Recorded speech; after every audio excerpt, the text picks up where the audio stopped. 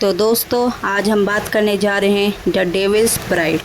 तो फिल्म की शुरुआत होती है एचा से, जो अपनी कहानी सुनाती है और कहती है वो हर रात एक ही सपना देखती है, जहां वो एक बड़े घर में एक बहुत हैंडसम आदमी को देखती है जो रोज़ उसके पास आता है।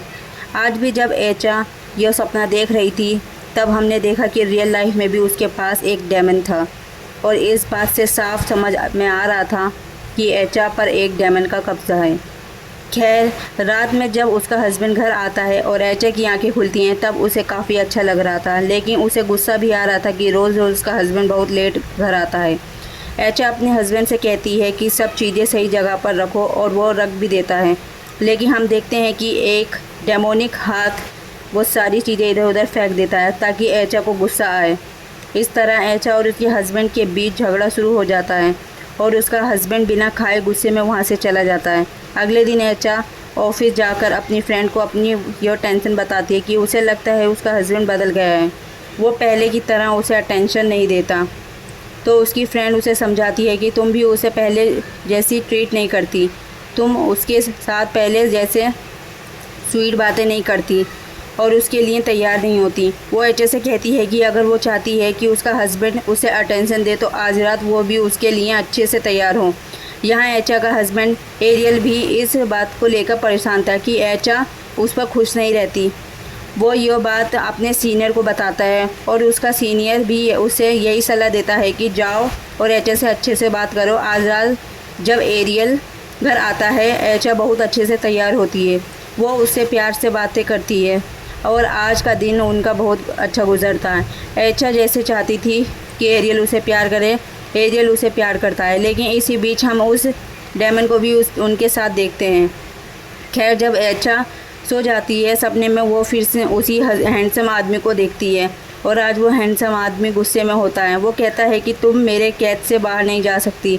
यह सुनकर डर के मारे एचा की आंखें खुल जाती हैं। सपने में उस आदमी ने उसके पेट पर एक फूल भी रखा था। एचा जब डर के मारे उठती है तब वो देखती है कि वो फूल उसके बेड पर रख पड़ा है और वो वहाँ उसका हस्बैंड नहीं है। एचा नीचे जाकर देखती है कि एरियल उसके लिए ब्रेकफास्ट तैयार कर चुका था। दोनों एक दूसरे से अपनी पुरानी गलतियों के लिए माफ़ी मांगकर एक नई ज़िंदगी शुरू करने का डिसाइड करते हैं। एचा जब आज काम पर जाती है तब वो स्टोर रूम में वही फ्लावर देखती है जो उसके बेड पर था। वो जब उसे उठाने जाती है तो कोई और हाथ उस फ्लावर को पहले ही उठा लेता है। डर के मारे वो पीछे देखती है और देखती है कि सपने वाला वही हैंडसम आदमी अब उसके सामने है जो तेज़ी से उसकी तरफ बढ़ रहा था। एचा को पता नहीं क्यों उसे देखकर बहुत डर लग रहा था, और जैसे ही एचा ने आईने में अपनी रिफ्लेक्शन देखी वो और ज़्यादा डर गई, क्योंकि रिफ्लेक्शन में उसे एक डेमन दिख रहा था। यह देखकर उसे वॉमिट होने लगी और जब वो वॉशरूम गई तो पीछे पीछे उसकी फ्रेंड भी आई। एचा उससे बिना कुछ कहे वहाँ से चली गई और उसकी फ्रेंड उसका वॉमिट देखकर बहुत परेशान हो गई, क्योंकि उस वॉमिट में खून और बहुत सारे वॉर्म्स थे। शाम को एचा अपनी बहन से मिलती है, जिनकी बातचीत से हमें पता चलता है कि एचा बच्चों से बहुत प्यार करती है, लेकिन पूरी तरह से स्वस्थ होने के बावजूद अब तक उनके कोई संतान नहीं हुई और डॉक्टर उसे कुछ दवाइयाँ भी दे रहे थे। एचा अब एरियल से अपनी दवाइयाँ लाने के लिए कहती है। जैसे एरियल को एचा का मैसेज मिलता है वो उसे एक खाली बिल्डिंग में देखता है। हैरान होकर वो एचा को आवाज़ देता है, लेकिन एचा अचानक भागने लगती है। एरियल उसके पीछे दौड़ता है और देखता है कि एचा का व्यवहार बिल्कुल अजीब हो गया है। उसका पेट फूलने लगता है और दर्द से चिल्लाते हुए अचानक वो एक बच्चे को जन्म देती है, लेकिन वो बच्चा बिल्कुल शैतान की तरह दिखता है। वो बच्चा अब एरियल की तरफ बढ़ने लगता है और एचा एक अजीब सी हंसी के साथ एरियल को घूरते हुए हंसती रहती है। बच्चे से बचने के लिए एरियल दौड़ता है और अपने सीनियर से टकरा जाता है। वो सीनियर को सब कुछ बताता है कि कैसे एचा उसके पीछे थी, लेकिन जब वो खुद पीछे मुड़कर देखता है तो वहाँ कोई नहीं होता। एरियल छुट्टी लेकर घर लौट आता है। वहाँ वो देखता है कि एचा बिल्कुल सामान्य है और उससे सामान्य तरीके से बात कर रही है, लेकिन एरियल का व्यवहार कुछ अजीब था जिसे एचा महसूस भी करती है। एरियल उसे कहता है कि कल सुबह वो एक हेल्थ केयर वर्कर महिला को बुला ले और यह कहकर सोने चला जाता है। सोते समय भी उसे रात की सारी घटनाएं याद आती रहती हैं, जिसे वो बार बार डर के मारे जाग जाता है। सुबह होते ही वो महिला जिसे एरियल ने बुलाया था घर आती है और एचा की मसाज शुरू करती है। कुछ देर बाद वो एरियल को बताती है कि एचा 3 महीने की गर्भवती है। यह सुनकर एचा बहुत खुश हो जाती है, लेकिन एरियल दुखी हो जाता है क्योंकि एचा 3 महीने की गर्भवती हो ही नहीं सकती। पिछले 6 महीनों से उनके बीच कोई शारीरिक संबंध नहीं हुआ था। एरियल यह सब अपने सीनियर को बताता है और सीनियर उसे सलाह देता है कि वो खुद जाकर एचा से इस बारे में बात करे। उधर एचा बहुत खुश थी, जैसे उसे कोई खजाना मिल गया हो। वो ऑफिस में अपने सभी साथियों को खुशी खुशी अपनी प्रेगनेंसी की खबर देती है, लेकिन उसकी दोस्त खुश नहीं होती क्योंकि उसने पिछले दिन एचा की उल्टी में खून और कीड़े देखे थे, जो किसी अच्छे संकेत नहीं है। एचा ने उसकी बातों पर ध्यान नहीं दिया और अपनी खुशी में मस्त रही। इस बीच पार्किंग लॉट में एरियल को एक कार से बच्चे के रोने की आवाज़ सुनाई देती है। वो जाकर कार चेक करता है और उसमें एक शैतानी बच्चे को देखता है। यह देखकर वो डर जाता है और भागने लगता है। उसके भागते ही पीछे हम देखते हैं कि वही राक्षस उस बच्चे को अपनी गोद में उठाए हुए है। घर पहुंचकर एरियल एचा का फ़ोन चेक करता है क्योंकि अब उसे उस पर शक हो रहा था। फ़ोन में उसे एक लड़के के साथ चैट दिखाई देती है। जब वो एचा से पूछता है तो एचा बताती है कि वो उसका बचपन का दोस्त है, जो अपनी पत्नी से झगड़ने के बाद सिर्फ बात कर रहा था। उनके बीच ऐसा कुछ नहीं है। एचा अब समझ जाती है कि एरियल उस पर शक कर रहा है, तो वो गुस्से में कहती है कि कल हम लैब चलेंगे और टेस्ट कराएंगे। मैं साबित करूँगी कि यो बच्चा तुम्हारा है। अगले दिन सुबह वे दोनों अस्पताल पहुंचते हैं, जहां डॉक्टर जब एचा की जांच करते हैं तो पता चलता है कि एचा तो गर्भवती ही नहीं थी। तो यह सब जो हो रहा था वो क्या था? डॉक्टर कहते हैं कि जब कोई लड़की माँ बनने की चाहती है और इस बात को अपने दिमाग पर ज़्यादा दबाव बना लेती है तो उसके बॉडी में ऐसे चेंजेस आने लगते हैं जैसे वो प्रेग्नेंट हो।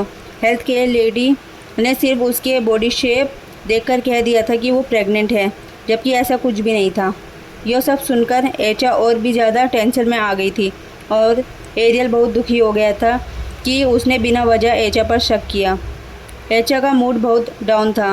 वो जाकर अपनी फ्रेंड से सब कुछ शेयर करती है। तब उसकी फ्रेंड कहती है, तुम्हारे साथ जो कुछ हो रहा है वो सही नहीं हो रहा। इसने वो एचा को अपनी टीचर जेनी के पास ले जाती है। जेनी साहब जैसे ही एचा को देखते हैं तुरंत उन्हें एचा के पीछे वो डेमन नज़र आता है और वो समझ जाते हैं कि एचा के साथ कोई बड़ा प्रॉब्लम है।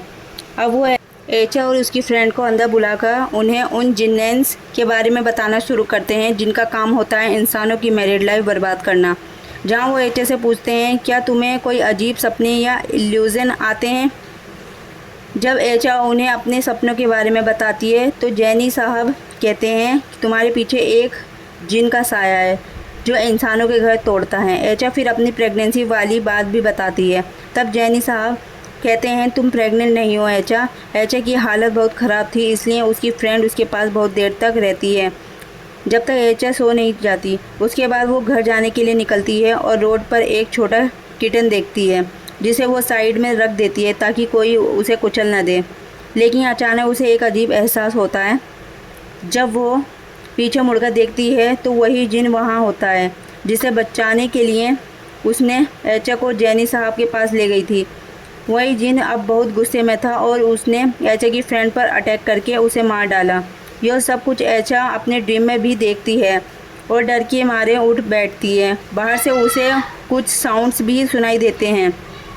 जब वो बाहर जाकर देखती है तो उसकी फ्रेंड बिल्कुल उसी तरह से मरी हुई होती है जैसे उसने अपने ड्रीम में देखा था। अपनी फ्रेंड की डेथ ने एचा को तोड़ दिया था। उसे गिल्ट होने लगा कि उसकी वजह से उसकी फ्रेंड मर गई। जब एरियल घर आता है तो वो एचा को बहुत बुरी तरह रोते हुए देखता है। जब एचा सब कुछ एरियल को बताती है तो एरियल भी बहुत परेशान हो जाता है। रोते रोते अचानक एचा का पेट फूलने लगता है जैसे वो सच में प्रेग्नेंट हो गई हो। ये देखकर दोनों बहुत ज़्यादा घबरा जाते हैं। अगली सुबह एचा एरियल को अपने उन ड्रीम्स के बारे में बताती है जो वो रोज़ देखती है और जिनके बारे में जेनी साहब ने कहा था कि यह जिनके दिखाए हुए ड्रीम्स हैं। अब एरियल को लगता है कि उसे एचा को लेकर जेनी साहब के पास ही जाना चाहिए। जेनी साहब देख रहे थे कि एचा और एरियल किस मुसीबत में है, इसलिए वो उनकी हेल्प करने के लिए तैयार हो जाते हैं। यहाँ से एचा का एक्सोर्सिज्म स्टार्ट होता है, लेकिन यह डेमन बहुत पावरफुल था। एक्सोर्सिज्म के टाइम ही वो एचा के बॉडी के अंदर चला जाता है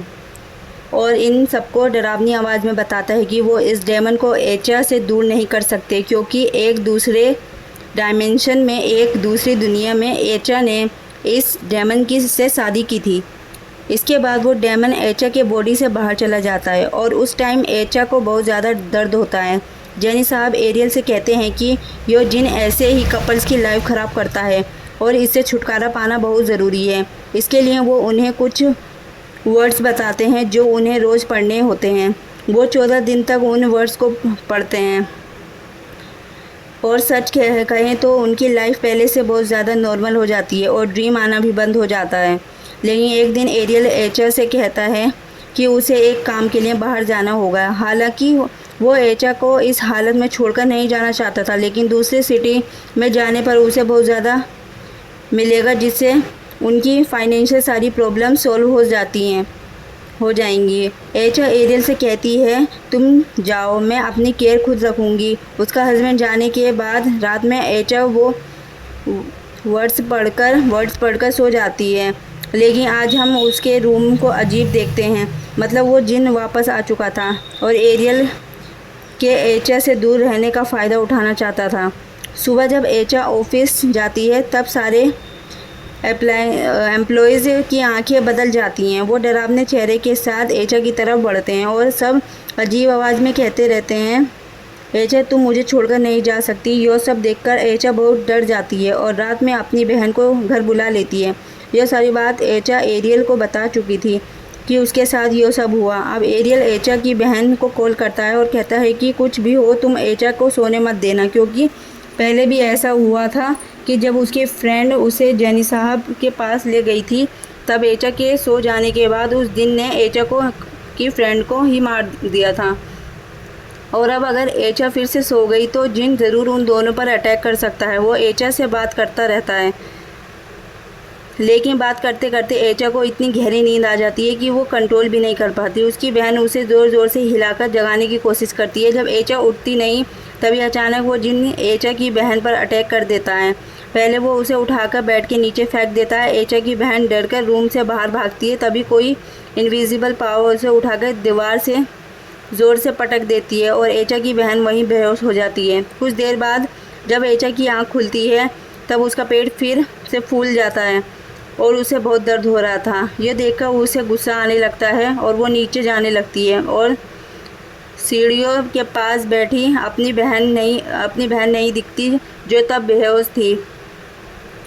एचा एक हैंगर लेकर अपने अंदर से उस बच्चे को निकालने की कोशिश करती है, लेकिन नाकाम होती है। जब एरियल वहां पहुंचता है तब एचा की हालत बहुत ख़राब थी। वो एचा की बहन को होश में लाता है और फिर उसके साथ एचा को लेकर जल्दी से जेनी साहब के घर जाता है, जहां जेनी साहब और बहुत लोगों को बुलाते हैं और एचा का एक्सोर्सिज्म शुरू किया जाता है। वो बहुत लोग प्रेस पढ़ रहे थे। दूसरी तरफ एचा के ड्रीम में हम एक और वर्ल्ड देख रहे थे, जिन्स का वर्ल्ड। उस जिन के वर्ल्ड में भी इन लोगों की पड़ी हुई प्रेयर्स उसकी कानों में जा रही थी और वो उन प्रेयर्स के साथ जाना चाह रही थी। उस वर्ल्ड से बाहर निकलना चाह रही थी, लेकिन वो जिन आकर उससे कहता है तुम मेरे वर्ल्ड से नहीं जा सकती। एचा उसे देखकर डर के मारे इधर उधर भागने लगती है और उसके भागने से वो जिन गुस्सा हो जाता है और अचानक एचा के पास आकर उसे पीछे से पकड़ लेता है। जैसे ही वो जिन के वर्ल्ड में उसे पकड़ता है, वैसे ही असली वर्ल्ड में एचा बुरी तरह से बर्स्ट होकर बेड से उठ जाती है और उसका बेड भी हवा में उठ जाता है। उसकी आंखें भी शैतान जैसी हो गई थी और वो जिन्स की तरह हंस रही थी। यह लोग अब अपनी प्रेयर्स और ज़ोर ज़ोर से पढ़ने लगते हैं, जिसकी वजह से उस जिन को भी बहुत दर्द होने लगता है। वो जिन आकर जेनी साहब को भी डराने की कोशिश करता है, लेकिन जेनी साहब नहीं डरते। इस तरह अब उस जिन को भी तकलीफ़ होने लगती है और वो एचा पर से अपना कंट्रोल कम कर देता है। एचा का बेड और एचा ज़मीन पर आ जाते हैं। तब एरियल उसके कान में वो वर्ड्स पढ़ना शुरू करता है और इस तरह एचा अपने ड्रीम में देखती है कि एरियल उसे कह रहा है कि मुझे तुम्हारी ज़रूरत है, तुम मेरे वर्ल्ड में वापस आओ। और उधर जिन्स के वर्ल्ड में एचा अपनी पूरी ताकत लगा देती है उस जिन से अपनी जान बचाने के लिए।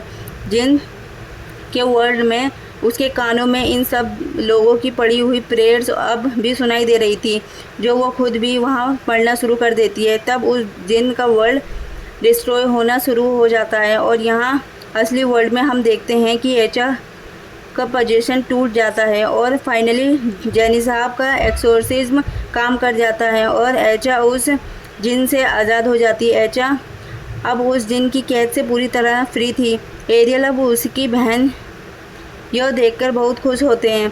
कहानी के एंड में हमें 6 साल का टाइम दिखाया जाता है। यहाँ अब एचा के 2 बच्चे भी हो चुके हैं और उनकी लाइफ अब नॉर्मल थी। अब देखते हैं कि जब एचा के बच्चे बाहर खेल रहे होते हैं तब एचा की बहन उन्हें अंदर बुलाने के लिए जाती है और हम घर के बाहर उस शैतान को देखते हैं जो इस वक्त इंसानी चेहरे में था और एचा की बहन को भी वो बहुत अजीब लगता है। मतलब ये दिखाया जा रहा है कि वो जिन अब एचा पर पूरी तरह से तो काबू नहीं पा सका, लेकिन उससे बहुत दूर भी नहीं गया। मूवी के एंड में हमें वो असली लड़की भी दिखाई जाती है जिस पर यह मूवी बनी थी, यानी यह मूवी एक ट्रू स्टोरी थी और उसी लड़की का इंटरव्यू दिखाते दिखाते मूवी यहीं पर ख़त्म हो जाती है।